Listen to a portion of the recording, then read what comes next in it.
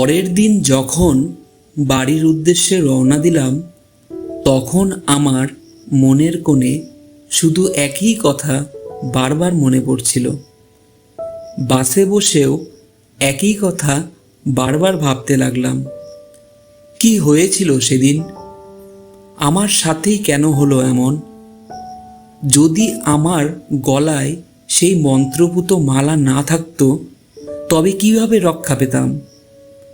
এসব 7-5 কথা বারবার মনে পড়ছিল আমার। নিজের মনে একবারও বিশ্বাস করতে পারছিলাম না যে যা দেখেছিলাম কালাপানিতে তা আদৌ সত্যি ছিল কিনা, নাকি নিছক আমার চোখের ভুল। বাসের মধ্যে লোকজনের কথাবার্তার মাঝেই আমি যেন অন্যমনস্ক ছিলাম। পূর্বের স্মৃতিকে যেন কোনোভাবেই মুছে ফেলতে পারছিলাম না আমার মন থেকে। এসব কথা ভাবতে ভাবতে কখন যে বাস আমার গন্তব্যস্থলে চলে এসেছে তা আমি বুঝতেও পারিনি। তবে আমি তখনও বুঝতে পারিনি যে বিপদ আমার পিছু ছাড়েনি।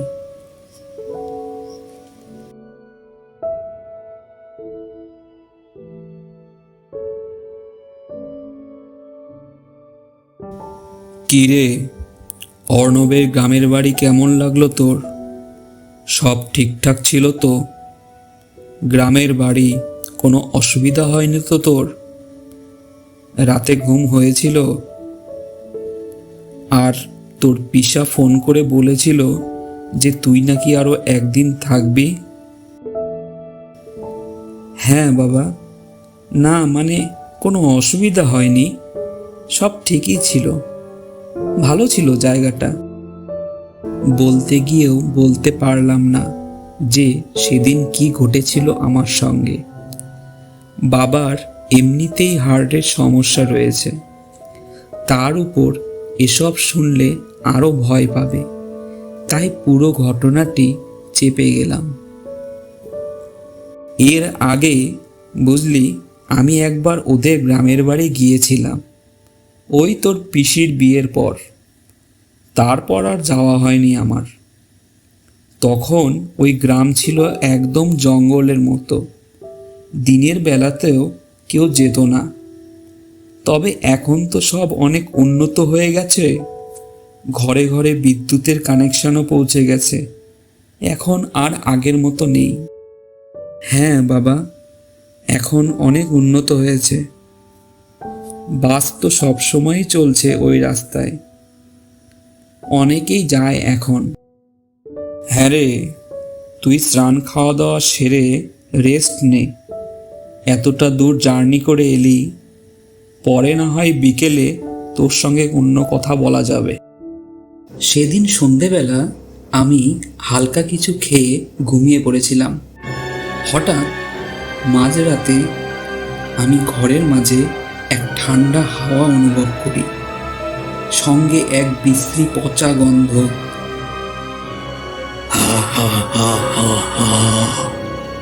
কি ভাবো, সেই মালা তো আর গলায় নেই, এখন তুই আমার বশে থাকবি।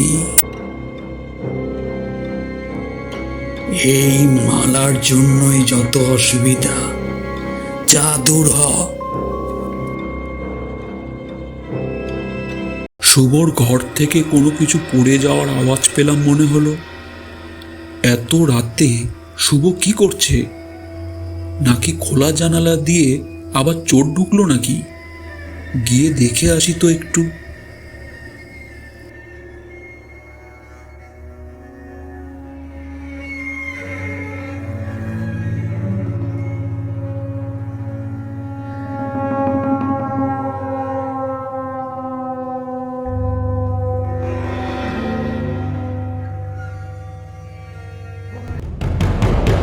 কি, শুভ এভাবে বসে আছে কেন?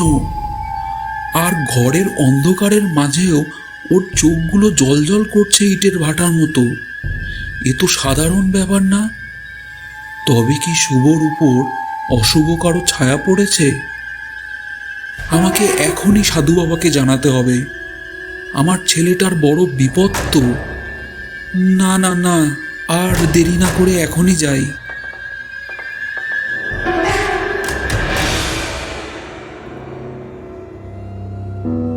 এ তো তোর ছেলের উপর প্রেতের নজর পড়েছে রে। তুই সময় নষ্ট না করে আমাকে ডেকে ভালো করেছিস। আমি ওকে মন্ত্রপুত গণ্ডির মাঝে আবদ্ধ করে রাখছি, কিন্তু আমাকে আজ রাতেই যজ্ঞ করতে হবে, আর তোর ছেলের শরীর থেকে প্রেতকে সরাতে হবে, না হলে কিন্তু ঘোর বিপদ। আমাকে এখনই শ্মশানের পাশের ওই জঙ্গলে গিয়ে যজ্ঞ করতে হবে। কিরে, সাধু রেখেছিস, কোনো লাভ হবে না রে, ছেলেকে আর পাবি না। দাঁড়া, তুই ঠিকই মজা টের পাবি। দেখ কিভাবে তোকে বিদায় করি। তোর ছেলে তো আমার বসে রে, কোনো মন্ত্রই আর কাজ দেবে না, আটকাতে পারবি না। যতক্ষণ মন্ত্রপুত মালা ছিল, আমি তুই ছেলের শরীরে প্রবেশ করতে পারিনি, কিন্তু যখনই মালা তোর ছেলে খুলে ফেলেছে, তখনই আমিও শরীরে প্রবেশ করি। তাই এখন আমাকে আর কেউ আটকাতে পারবে না।